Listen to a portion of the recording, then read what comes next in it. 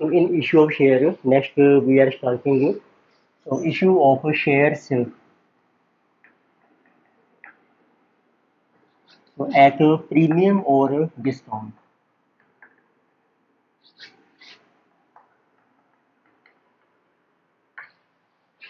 So we have seen that face value of share is generally rupees 10. Suppose your face value is given, face value of share. This is rupees 10. So sometimes a company may issue at a high price or low price than face value. It means there are three possibilities. If जिस price पर company share issue कर रही है उसको हम issue price भी कहते हैं. तो if issue price is equal to face value means 10 का शेयर है तो हम 10 पर इशू कर रहे हैं. 100 का शेयर है तो फेस वैल्यू वैसे जनरली ₹10 होती है but it may be ₹50 also, ₹100 also etcetera जो भी आपको क्वेश्चन में दी है. ये भी आपका इशू प्राइस फेस वैल्यू के इक्वल है. इसको हम कहते हैं shares are issued at par. इसका नाम है इशू एट पार. तो कंपनी कई बार हाई प्राइस पर भी इशू कर सकती है. जैसे आजकल तो सभी कंपनी अपने शेयर हाई प्राइस पर इशू करती हैं. Then issue price is greater than face value. तो इसको हम कहते हैं issue at premium.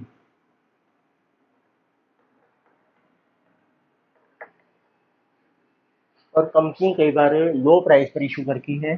Then issue price of share is less than face value. This is called issue at a discount.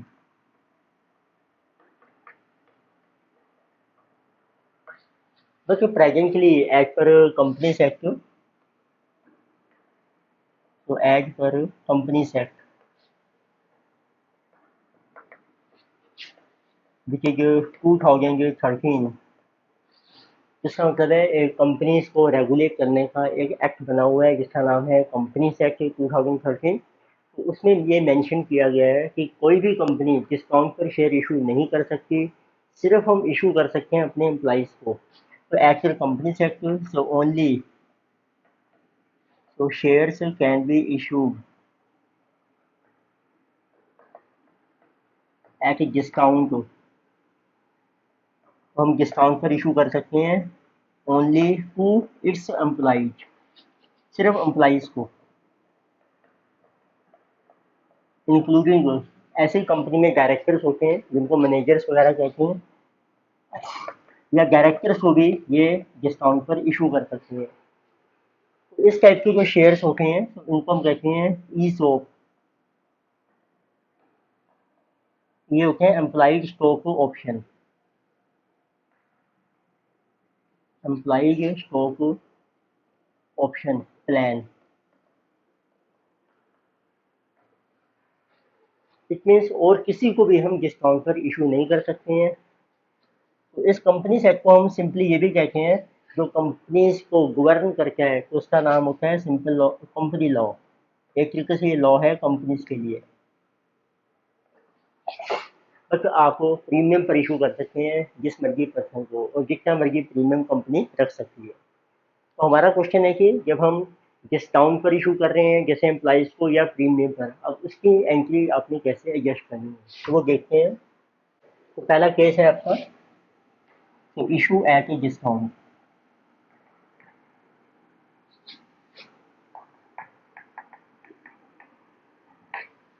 तो normal cases में जो क्वेश्चन साइलेंट है ये मेंशन नहीं किया कि डिस्काउंट हमने किस टाइम एडजस्ट करना है. Right. So discount is adjusted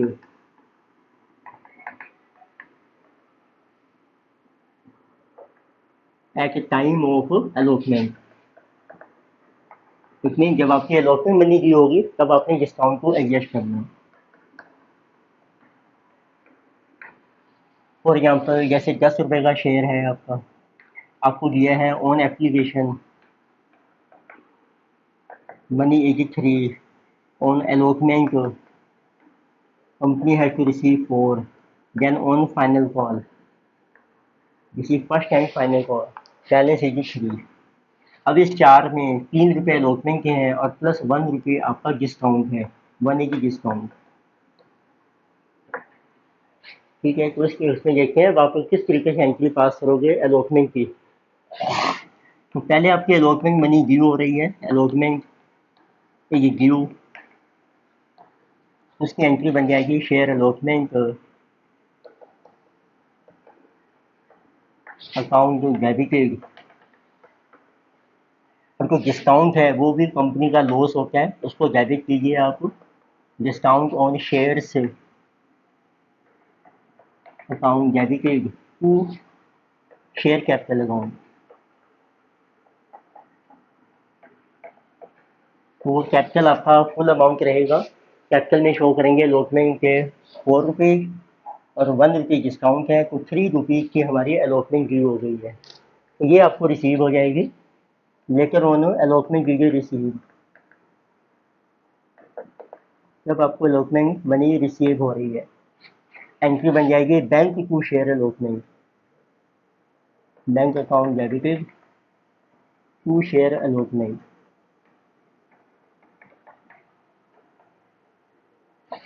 right, अब आपको 3 रुपये जो है वो रिसीव हो जाएंगे। डिस्काउंट जो है एक तरीके से ये कंपनी का लॉस होता है, जिसको हम बैलेंस शीट में शो करते हैं और फिर लेकर ऑन इसको P&L में राइट कर देते हैं। ऐसे देखते हैं सेकंड केस, जब हम इशू करते हैं शेयर को प्रीमियम के ऊपर। तो सेकंड केस है जो इशू ऑफ शेयर है तो प्रीमियम। उसमें भी यही है, जब क्वेश्चन साइलेंट है, आपको कुछ मेंशन नहीं किया कि प्रीमियम किस टाइम रिसीव होगा, तो प्रीमियम को आपने एडजस्ट करना है अलॉटमेंट के साथ।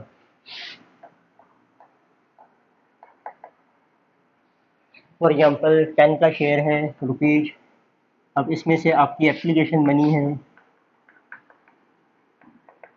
और ये कंपनी ने 10 का शेयर इशू किया है सपोज एट ₹12, तो उसमें 2 रुपये प्रीमियम माना जाएगा, उसको हम कहते हैं सिक्योरिटी प्रीमियम। उसका जो अकाउंट ओपन करेंगे नया, उसका नाम है सिक्योरिटी प्रीमियम अकाउंट। तो प्रीमियम है आपका 2 रुपये। एप्लीकेशन मनी सपोज 3 है, अब आपकी अलॉटमेंट है वो जो ये है आपकी 3 रुपये प्लस 2 रुपये प्रीमियम 5 रुपीज़, बैलेंस होगी आपकी फर्स्ट एंड जो फाइनल कॉल। तो टोटल शेयर अब 12 रुपये का है, तो 4 रुपये की आपकी फर्स्ट और फाइनल कॉल हो जाएगी। तो अब इसमें भी जब अलॉटमेंट मनी ड्यू होगी तो उसकी क्या एंट्री होगी, एंट्री देखते हैं अलॉटमेंट की ड्यू। अब कंपनी को ज़्यादा मनी मिलेगी, 2 रुपये ज़्यादा मिलेंगे, तो ये इसका प्रॉफिट है, पर इस प्रॉफिट का नाम है सिक्योरिटी प्रीमियम। तो इसका अलग अकाउंट निकालेंगे, P&L में नहीं। तो जब अलॉटमेंट ड्यू होगी आपकी एंट्री बन जाएगी share allotment account debited to share capital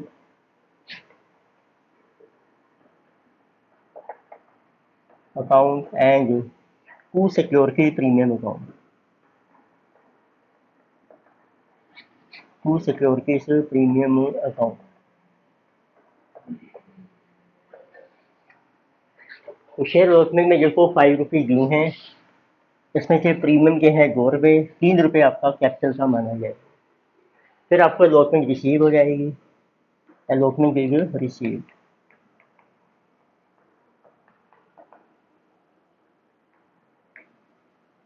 तो नॉर्मल एंट्री है बैंक अकाउंट डेबिटेड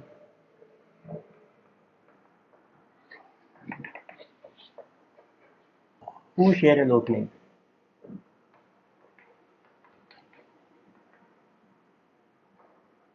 तो दैट इज अब 5 रुपीज़ आपको फुल मनी रिसीव हो जाएगी which is of allotment.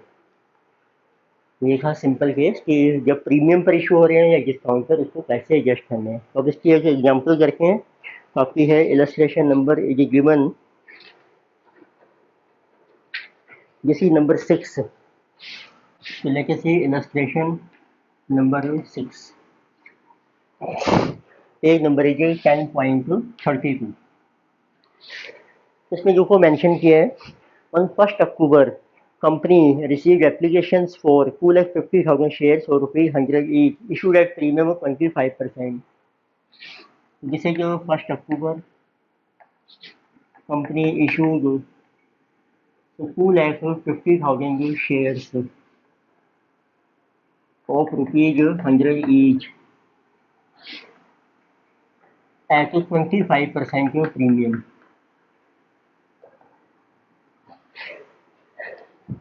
And amount will be payable as follow on application. So company will receive rupees 25 on allotment. Company will receive 75, which is then on final call. It will include premium also. Then so this is balance will be on final call. That is 25.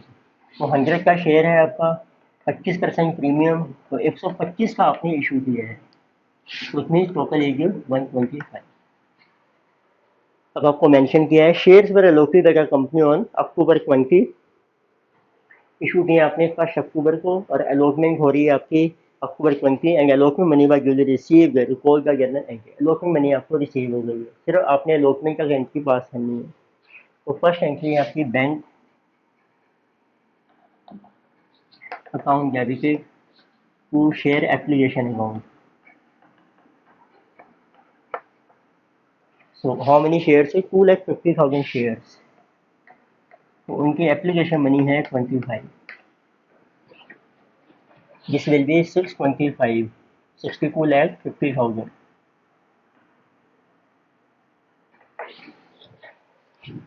फिर allotment हो गई है, इसकी date है आपकी 1 अक्टूबर. Share allot हो रहे हैं आपके अक्टूबर 20 को. एंट्री बन जाएगी आपकी share application account debited to share capital. ये जिस वन ये नॉर्मल एंट्री. एप्लीकेशन मनी है 62,50,000.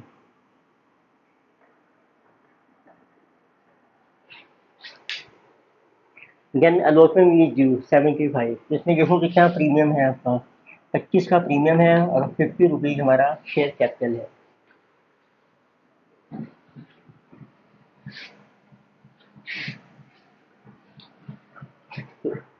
अक्टूबर 20 को आपकी ये एंट्री ड्यू हो जाएगी. Share allotment account debited to share capital and to security premium. Premium को हम क्रेडिट करेंगे एक नए अकाउंट में, securities premium account.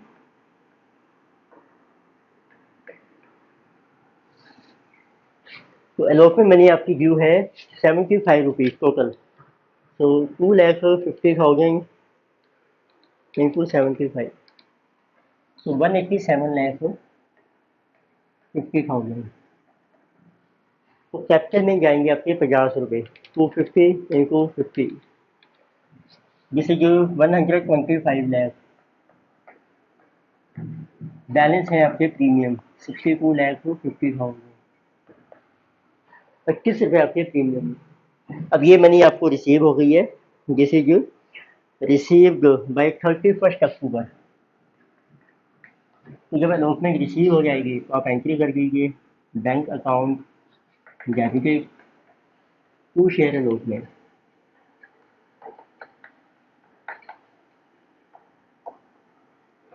Allotment money is receive 187,50,000.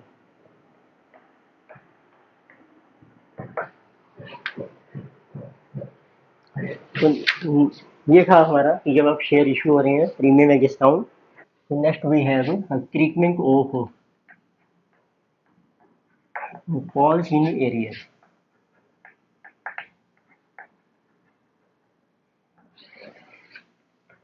तो कई बार होता है कि आपकी कॉल मनी या लोकिंग मनी शेयर होल्डर ने पे नहीं की, उसको हम कहते हैं call in arrear.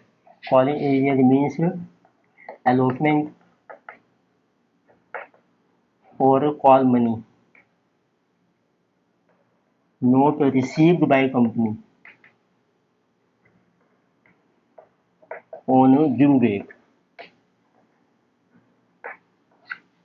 but it may be paid later on by company. It means जब आपको रिसीव होती है ये लेटर ऑन, तो उसके ऊपर कंपनी इंटरेस्ट भी चार्ज करती है। And for late payment company also charges interest. तो इसका रेट आपको मेंशन किया होगा, otherwise so get it up to 12% per annum if not specified. लेकिन क्वेश्चन साइलेंट है, तो आपको कंसीडर करना है 12% पर एनम। तो देखते हैं इसकी एंट्रीज किस तरीके से रिकॉर्ड हो। तो नंबर 1, जब आपकी कॉल ड्यू होती है तो फर्स्ट एंट्री करते हैं जब कॉल मनी आपको रिसीव होती है। कॉल ड्यू होगी, नॉर्मल एंट्री है, यानी कि कॉल मनी रिसीव।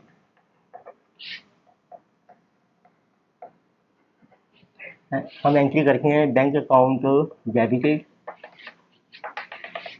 जितनी आपको कॉल रिसीव हो रही है, और जो रिसीव नहीं हो रही उसको हम डेबिट करते हैं कॉल्स इन एरियर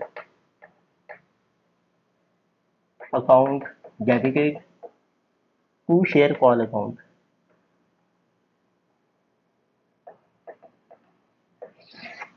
यहाँ पर है total call money, total call जो आपकी ड्यू है, ये है जो आपको रिसीव हो गई है, एंड दिस इज जो note receive.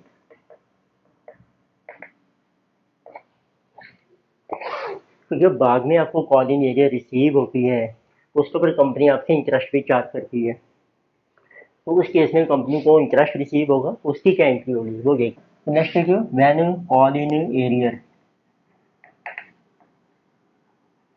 Is receive with interest.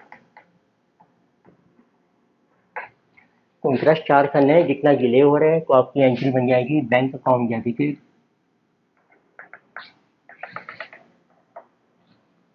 To call in arrear account and to interest on call in arrear. ये कंपनी की इनकम बन जाएगी, interest on call in arrear. जितना आपको अमाउंट रिसीव हो रहा है और कॉल इन एरियर उसका interest. Treatment of calls in advance. तो कई बार होता है कि शेयर होल्डर ने अपनी कॉल मनी एडवांस में पे कर दी है विद अलॉटमेंट, या फाइनल कॉल पे कर दी है विद फर्स्ट कॉल। तो कॉल इन एडवांस मीन्स तो शेयर होल्डर हैज पेड तो ही call in advance with allotment, allotment के साथ, और विद फर्स्ट कॉल। उस केस में कंपनी जब कॉल इन एडवांस रिसीव करती है, इसमें भी दो एंट्री बनती हैं, कॉल इन एडवांस रिसीव। तो कंपनी एंट्री कर रखी है bank account debited to call in advance account.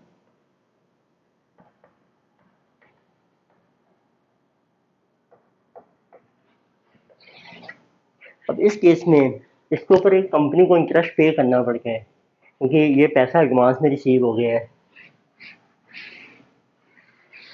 तो देखते हैं कितना इंटरेस्ट पे करना है, and company has to pay interest on call in advance maximum up to. तो उसका भी कंपनी लॉ के बेस पे रूल है, मैक्सिमम कंपनी को पे करना है अप टू 10% पर एनम।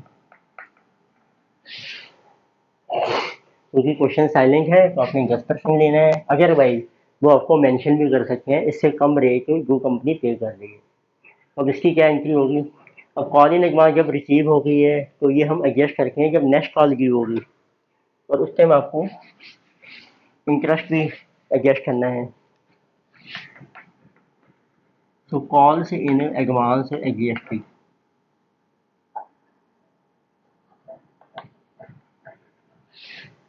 देखो जब आप शेयर कॉल व्यू करते हैं, जैसे कोई फाइनल कॉल है या पर्सनल, उसकी कॉल इन एडवांस आपको पहले ही मिली हुई है, तो वो आपने एडजस्ट कर देनी है।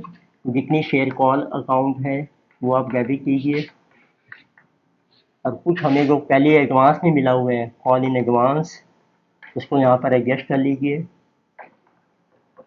पहले जो हुक रहेगी क्योंकि कॉल इन एडवांस, अब उसको करके डेबिट, ये एडजस्ट हो गई to share capital account.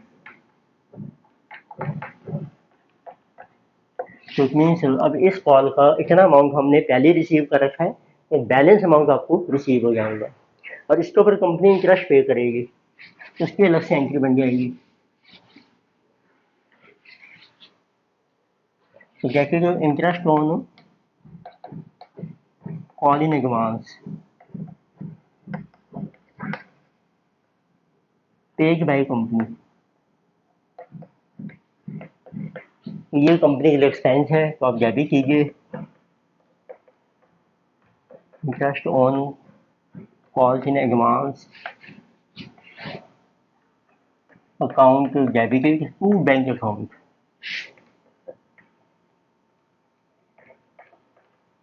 This is your expense of company.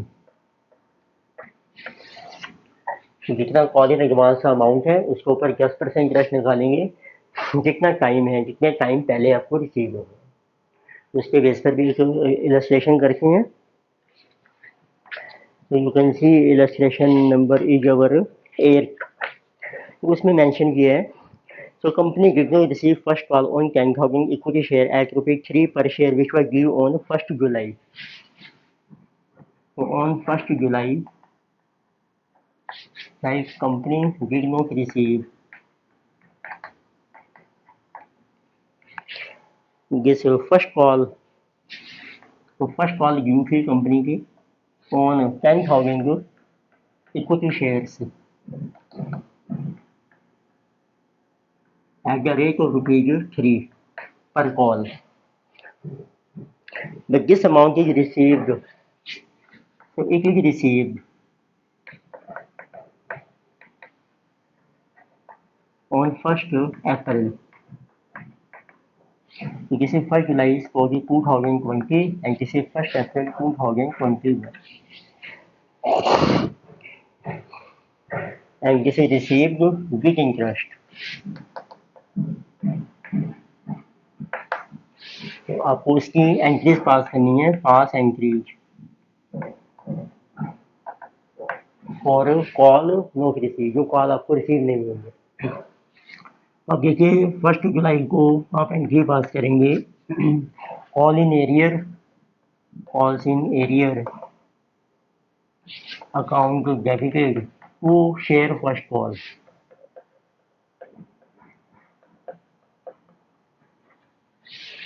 देखिए अब सिर्फ इसकी एंट्री पास कर रहे हैं। देखिए आप फर्स्ट कॉल के साथ कर रहे हैं कि फर्स्ट कॉल ड्यू भी हो रही है, फिर हम कर सकते हैं share first call call in arrear to share capital account.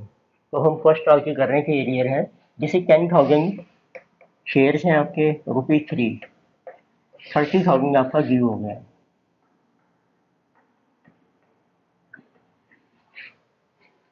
जैसे जब आप करके ना बैंक में रिसीव होकर एंट्री करते हैं bank account debited call in arrear to share first call.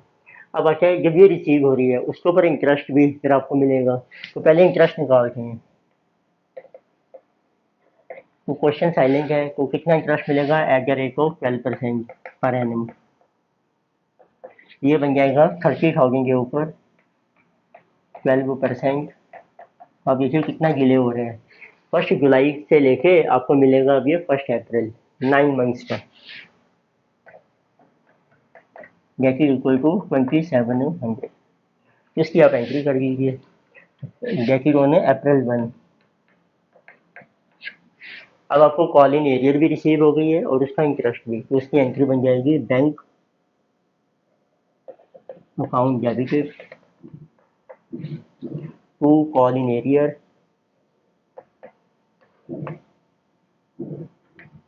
and to interest on call in area.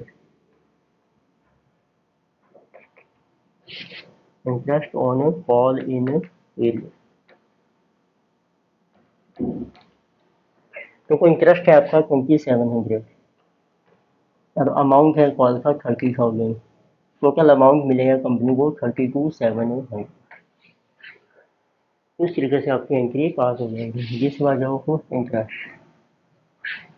इसमें हमने डिस्कस किया लेक्चर में issue of share as premium register कैसे एडजस्ट करना है, और call in as, call in advance, और उसका कितना इंटरेस्ट। तो नेक्स्ट हम स्टार्ट करेंगे वेल